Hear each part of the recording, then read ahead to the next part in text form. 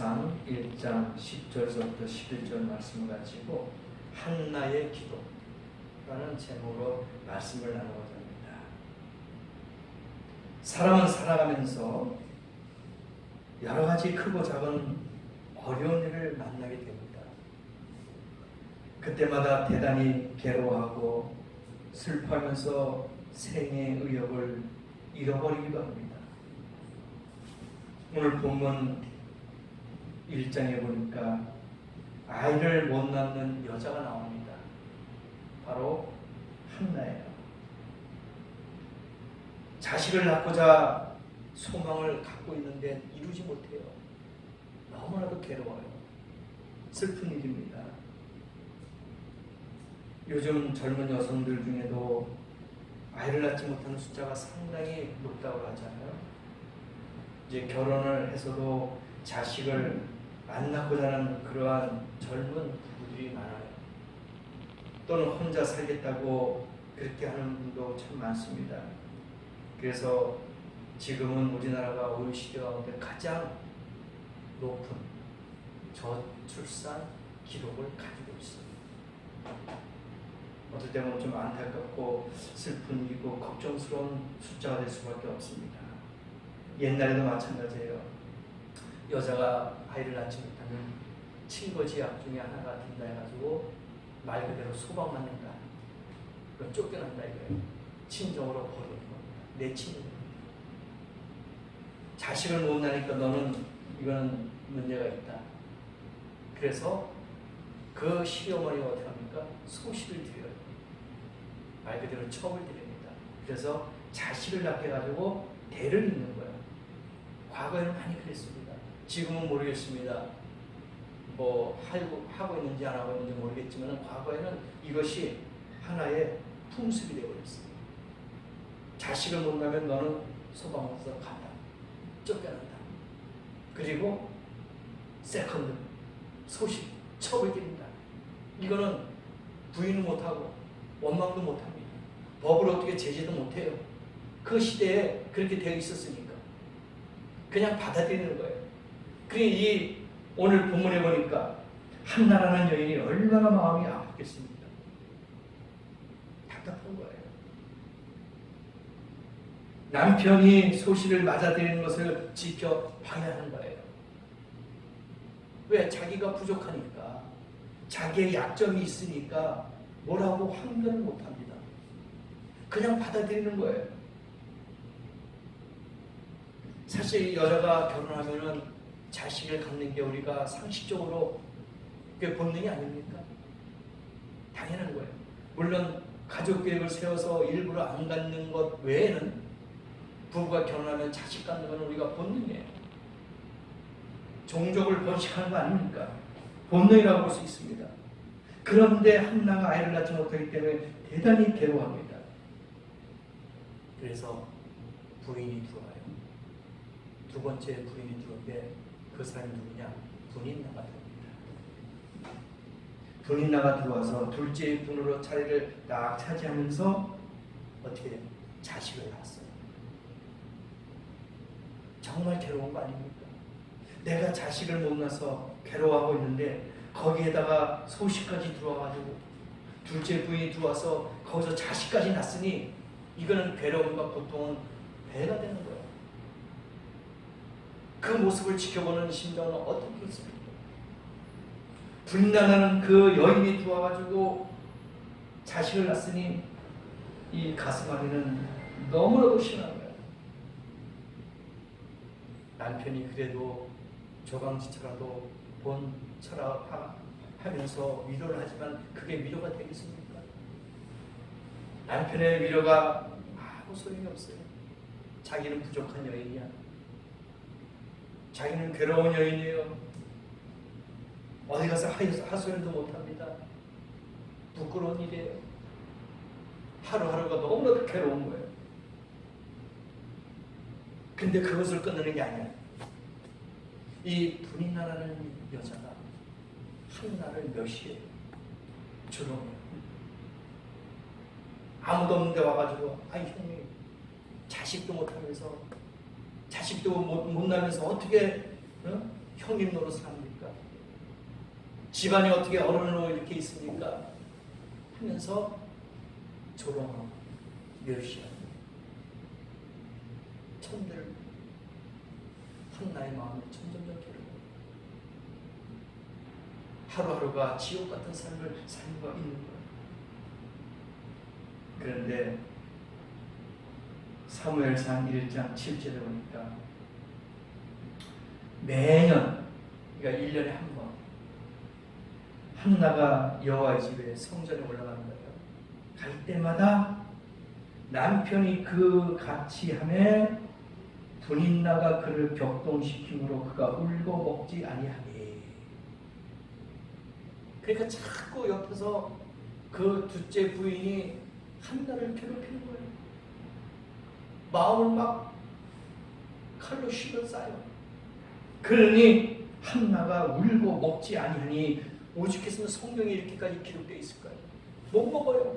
너무 괴로우니까, 너무 마음이 아프니까 음식 섭취를 못합니다.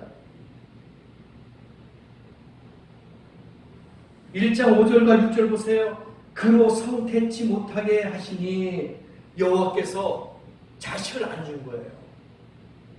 네? 여호와께서 그로 성태치 못하게 하셨다, 그렇게 나와요. 이게 말이 됩니까? 자연의 순리도 하나님 막으신 거예요. 이게 하나님이 자식을 못 줍니다. 그로 성태치 못하게 하심으로 그 대적 분인나가 그를 심히 격동하여 번민케 하더라. 이게 말이 안 되는 거예요. 하나님이 태의 문을 열어주셔야 되는데 오히려 막고 있어요. 한나의 탈을 막고 분인나라는 그 둘째 부인이 한나를 자꾸 힘들게 하고 아프게 하니까 울면서 음식도 못 먹고 하루하루가 지옥 같은 생활을 하고 있단 말입니다. 일장에 다 기록되어 있어요. 왜 그랬을까요? 한나가 죄를 졌어요? 무슨 큰 범죄를 졌습니까? 아니에요. 죄를 범한 게 아닙니다. 한나가 잘못한 것도 아니고 하나님에게나 남편에게나 또 그 시댁에게 잘못한 게 하나도 없어요. 오직 하나님의 계획과 섭리가 있었던 거예요. 이걸 한나는 몰랐던 거예요. 그냥 육신적인 것만 요구한 거야. 하나님 자식을 주세요. 내가 왜 이런 괴로움을 당합니까? 내가 범죄한 것도 없는데, 하나님을 멸시한 것도 아닌데, 내가 우상 숭배한 것도 아닌데, 나쁜 짓 한 거 아닌데 왜 하나님 나에게 이런 고통을 줍니까? 매일매일 그렇게 기도했을 것 같아요. 근데 하나님 이걸 몰랐어. 하나님의 뜻과 섭리가 있다는 걸 몰랐어요.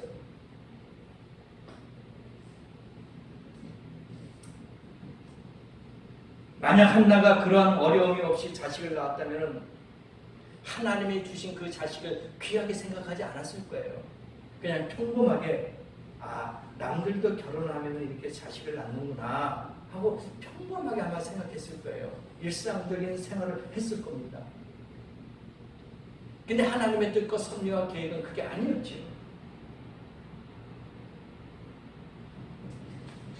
그래서 한나는 매일매일 하루하루가 힘들고 어려운 가운데 하나님의 뜻을 모르고 살고 있었단 말입니다. 그 알 길이 없었어요. 하나님이 그렇게 태의 문을 닫으셨다, 허락하지 않았다는 것을 알지 못했어요.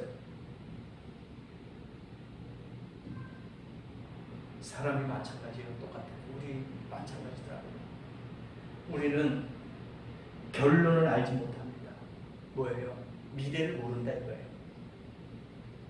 여러분 결론 알고 있어요? 모릅니다.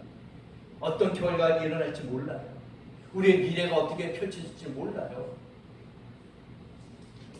아무도 모릅니다. 그래서 그 순간에 얽매여서 괴로워하고 슬퍼하고 탄식하고 절망하는 거야. 왜? 미래를 모르니까, 결과를 모르니까 탄식하는 거예요. 원망하는 겁니다. 슬퍼하고 괴로워할 수밖에 없어요. 알면은 신이잖아요. 우리는 우리의 미래의 결과와 우리의 미래에 나타날 모든 것들을 알지 못하잖아요. 그래서 괴로워할 수밖에 없어. 한나가 바로 그런 뜻이에요. 한나가 미래를 몰랐기 때문에, 결론을 몰랐기 때문에 괴로워하고 슬퍼했던 겁니다. 육체적으로 정신적으로 얼마나 괴롭습니까? 여러분도 한나와 같은 그러한 마음으로 생활할 수도 있다는 거예요. 누구든지 이러한 상황이 벌어질 수가 있다는 겁니다. 그러나 그녀는 이 문제를 어떻게 해결했습니까? 어떻게 해결했어요? 한나는 그 고통스러운 문제를 하나님 앞에 가져갔다는 거예요. 네? 하나님 앞에. 오늘 본문 보세요. 10절과 11절. 한나가 마음이 괴로웠어요. 그래서 하나님께 기도하고 통곡하면서 뭘 해요? 서원을 해요. 서원했어요. 하나님, 이 여종을 불쌍히 여겨주세요. 나에게 자식을 준다면은 내가 이 자식을 하나님 앞에 바치겠습니다. 하나님의 뜻대로 허락해 주세요. 네? 그리고 삭도를 그 머리에 대지 않겠나이다. 머리를 자르지 않겠습니다. 하면서 서원 기도를 해요. 자신의 힘으로 해결할 수 없는 고통스럽고 어려운 문제가 있을 때 세상 사람들은 어떻게 합니까? 기도하나요? 아닙니다. 점집을 가요. 무속인을 찾아가요. 거기서 무슨 문제가 생길 건지, 내가 앞으로 어떻게 할 건지 가서 점을 친다니까요. 무속인, 무당을 찾아간다니까요. 많이 그럽니다. 옛날에는 유튜브가 그렇게 활발하게 활성화되지 않았을 때는요, 무속인이라든지 무당이라든지 이런 사람들이 유튜버 할 생각을 못했어요. 그냥 그 집에서 찾아온 사람에게 돈을 받고 점을 쳐주고 이렇게 미래를 이야기했지만은 유튜브를 그렇게 활성화하지 않았습니다. 근데 지금 한번 나중에 보세요. 유튜브를 보면은 너무나도 많은 무속인들이, 무당들이 상담을 하고 있어요. 그냥 무료로 하는 게 아니에요. 한 번 와서 상담해 주는데 10만 원이야. 야, 그 세금도 없어요. 그냥 현금 방치기 말 그대로. 그 뭐 증거가 어디 있어요? 현금을 10만 원 딱 주고 그냥 쌀 4개 던지고 방울 몇 번 흔들고 그냥 점이 딱 나와. 10만 원이야. 야, 돈 벌기 쉬워요. 그죠? 미래를 점쳐주는 거야. 당신 앞으로 어떻게 될 것이다. 어떤 걸 하지 말아라. 어떤 걸 피해라. 다 알려줘요. 10만 원 딱 받으면서. 세상 사람들은 많이 그렇게들 연말이나 연초에 간다고 하잖아요. 운세를 본다고. 한나는 어떻게 했습니까? 하나님을 찾아왔어요. 우리의 믿음의 사람, 하나님을 찾아야 될 줄 믿습니다. 다른 데 가는 게 아니에요. 예수 그리스도 여호와 하나님을 찾아가야 되는 거예요. 하나님께 기도하는 겁니다. 길을 열어주세요. 방법을 주세요. 하나님의 뜻이 어디 있습니까? 물어봐야 되잖아요. 괴로워하고 슬퍼하고 고통과 괴로움 가운데 앉아있는 것이 아니라 하나님 앞에 나가서 물어봐야 되죠. 이야기를 해야 되지 않겠습니까? 근데 사람들 보면은요, 결과가 없이 원인만, 과정만 이야기하더라고요. 기도할 때 하나님 뭘 주세요? 하나님 이루어 주세요. 하나님 내가 이거 할 수 있도록 도와주세요. 하나님 뜻이 어디 있습니까? 과정만 이야기해요. 결과는 없어. 한나는 과정도 있었지만 결과도 있었잖아요. 어떻게 해요? 내가 이 자식이 나면 하나님 앞에 드리겠습니다. 바치겠습니다. 그리고 삭도를 머리에 대지 않겠습니다. 약속했잖아요. 근데 우리네 사람들은 그게 아니야. 무조건 과정만 이야기하는 거야. 결과가 없어요. 그러니까 힘든 거예요. 그러니까 어려운 거예요. 우리가 하나님 앞에 무슨 거래하는 건 아니지만, 주님, 내가 이것이 이루어진다면 하나님 영광을 위해서 사용하겠습니다. 하나님의 뜻에 맞게 내가 이용하겠습니다. 이런 어떤 결과가 있어야 되는 거야. 결과는 빼버리고 과정만 이야기한다니까요. 그래서 힘든 거예요. 쉽게 말해서 생활에 한번 이야기해 봅시다. 자식이 부모님에게 용돈을 타든지 아니면 다른 뭐 특별한 돈을 타요. 이거 필요한데 좀 주세요. 10만 원만 주세요. 그러면은 그냥 부모님이 그래 딱 하고 줍니까? 이건 과정이야. 결과가 없어요. 내가 이렇게 해서 이것이 필요한데 이거 좀 주세요 하면은 이해가 되잖아요. 아 그래? 알았어. 그래서 주잖아. 근데 무턱대고 내가 10만 원 필요한데 10만 원 주세요 하면은 서로 간에 뭔가 찝찝함이 있어. 아무것도 결론이 없어요. 그냥 과정만 이야기한 거야. 이게 바로 이거예요. 우리가 하나님 앞에 기도하는 것도 마찬가지예요. 하나님 내가 이렇게 한다면 이렇게 하겠습니다 하고 어떤 결과가 있어야 되는데 과정만 하나님 이루어 주세요. 도와주세요. 응답해 주세요. 해결해 주세요. 맨날 이것만 이야기하는 거예요. 이거 바꿔야 돼요. 바꿔야 됩니다. 하나님 이걸 이루어주면은 내가 주를 위해서 열심히 살겠습니다. 하나님 영광에서 뭘 하겠습니다. 하나님 뜻대로 뭐 하겠습니다. 어떤 이러한 것이 있어야 되지 않겠냐 이거죠. 그래서 한나가 그런 기도를 한 거예요. 오늘 본문에 보니까 하나님 주신다면은 평생에 하나님 위해서 이 아들을 드리겠습니다. 바치겠어요. 절박한 심령으로 한 겁니다. 머리를 삭도를 대지 않겠다. 이건 뭐냐? 나시린이라고 하잖아요. 나시린으로 바치겠다. 그렇죠? 그래서 삭도를 이스라엘 사람들의 전통에 의하면 나시린은 완전히 하나님께 바친 사람들이다. 그렇게 볼 수 있어요. 삼손도 나시린. 그 머리에 칼을 안 내는 거예요. 거기에 능력이 있는 거지. 삼손이 보세요. 나시린으로서 하나님 앞에 드렸는데 자기가 머리가 어떻게 해요? 데릴라의 그 여인의 게임에 넘어가가지고 자기의 능력과 힘이 머리에 있다는 것을, 머리카락이 있다는 걸 알고 그걸 고백해버립니다. 그래서 데릴라가 그 머리카락을 잘랐을 때 삼손이 어떻게 해요? 힘을 다 잃어버렸잖아요. 그러니까 나시린은 하나님 앞에 서원했던 그대로 이루어야 됩니다. 약속을 지켜야 돼요. 중간에 해지할 수가 없다는 것이죠. 그래서 이 한나는 자식을 그렇게 드리겠다 약속했어요.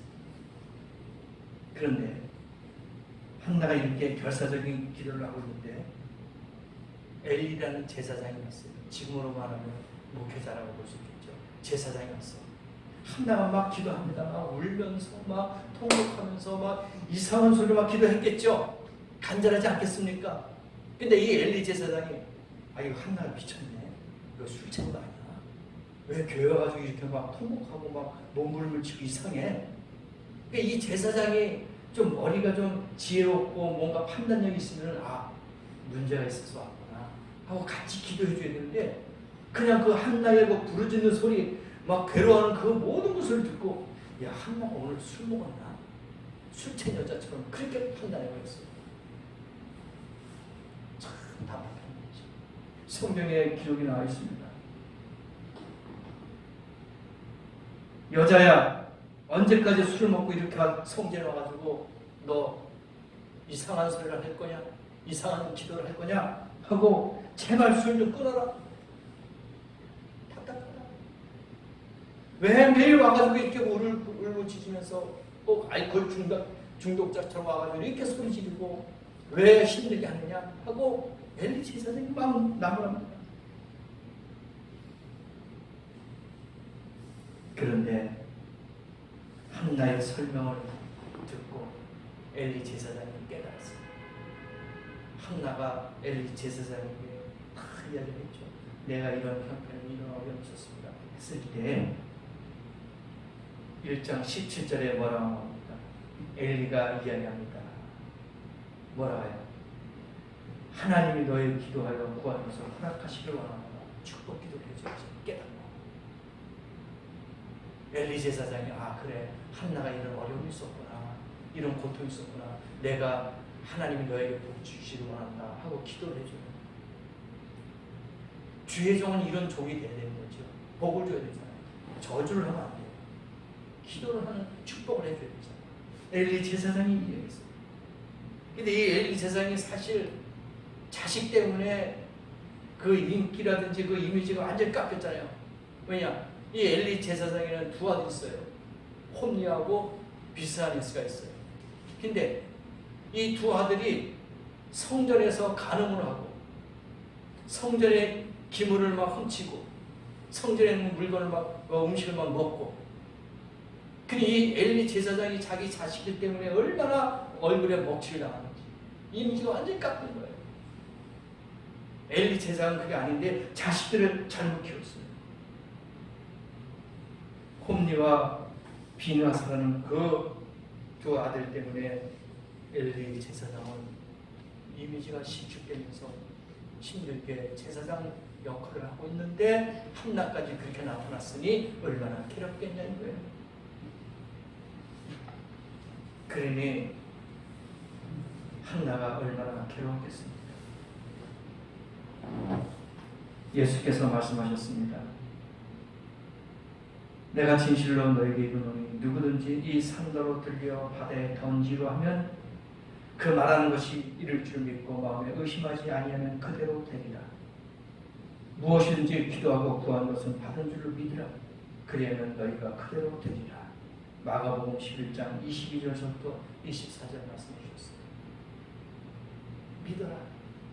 그대로 될 것이다. 하나님께서 말씀해 주셨잖아요. 믿음이 없이는 하나님을 기쁘게 할 수가 없다고 히브리서 11장 6절에도 나오고 있어요. 그러면서 한나의 기도를 응답해 주시고자 엘리 제사장까지 나서서 기도해주고 있단 말입니다. 참으로 위대한 그러한 기도를 주님 앞에 드렸던 거예요. 하나님께 바치고자 하는 그런 마음을 가지고 간절히 구하니까 하나님이 자식을 주시는 거예요. 이게 믿음 아닙니까? 누구를 줬습니까? 보세요. 사무엘상 2장 19절부터 21절에 보니까 그 어미가 매년제를 드리러 그 남편과 함께 올라갈 때에 작은 겉옷을 지어다가 그에게 주었더니 엘가가 나와 그 아내에게 축복하여 가로되 여호와께서 그 여인으로 말미암아 내가 후사를 주사 그 여호와께서 간과히 얻어들인 아들을 대신하여 하시를 원하노라 하면서 어떻게 돼요? 이 한나가 임신해서 자식을 낳습니다. 사무엘상 1장 19절 20절 보니까 자식을 낳았어요. 누굴까요?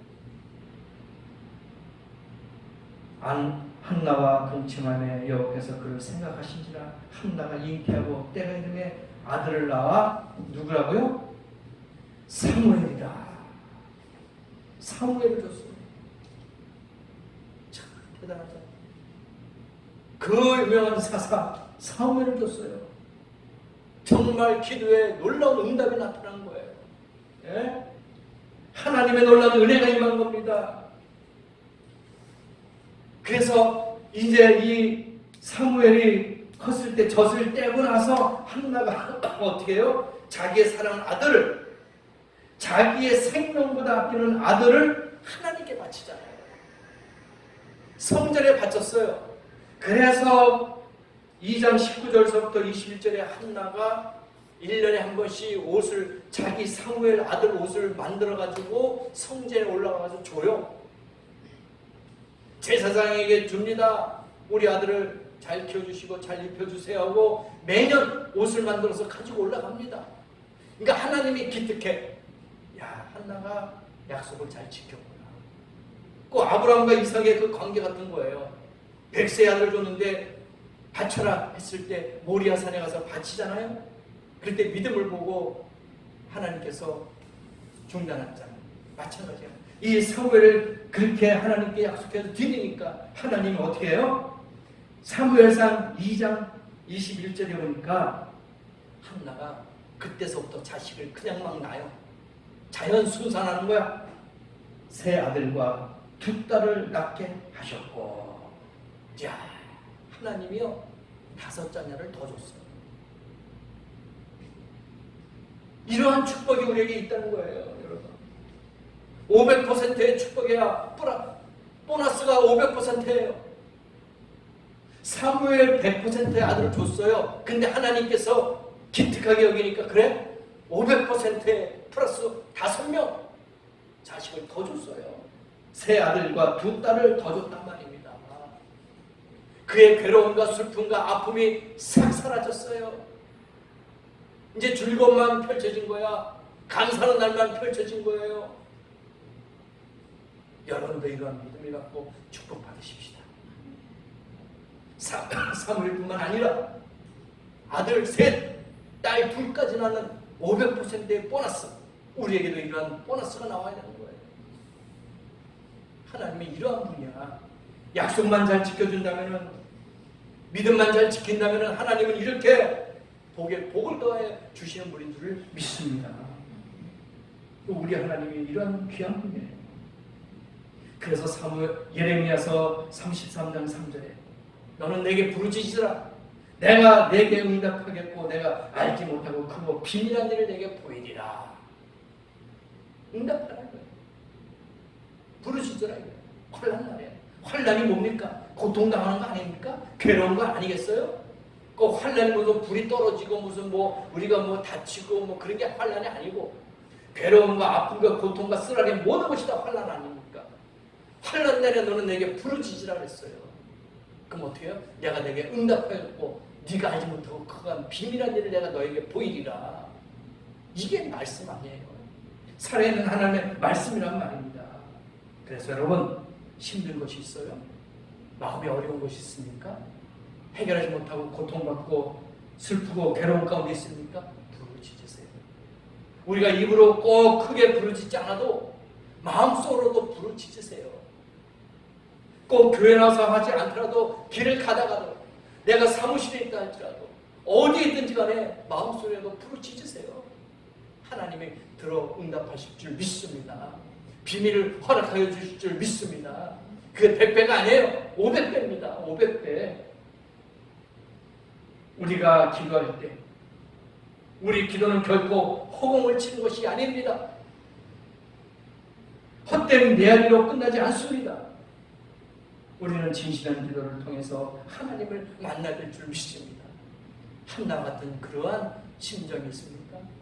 한나 같은 그런 절박한 가운데 있습니까? 결과는 해피엔딩으로 끝났어요.